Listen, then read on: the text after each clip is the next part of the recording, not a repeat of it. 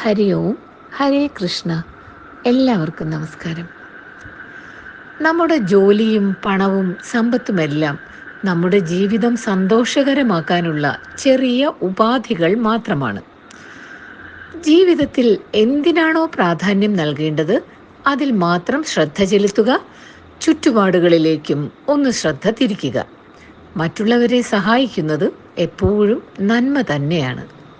പക്ഷേ അത് സ്വീകരിക്കുന്ന ആളുടെ മനസ്സിന് ക്ഷതമേൽക്കാതെ ആവണം. ഗതികെട്ടവർക്ക് എന്തഭിമാനം എന്ന് നമുക്ക് തോന്നിയേക്കാം.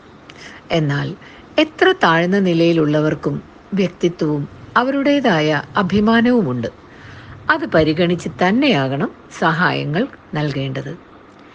ഭിക്ഷയാണെങ്കിൽ പോലും ഉയരുന്നത് സ്നേഹത്തിൻ്റെ ഹസ്തവും എറിയുന്നത് കാരുണ്യത്തിൻ്റെ നോട്ടവുമാകണം.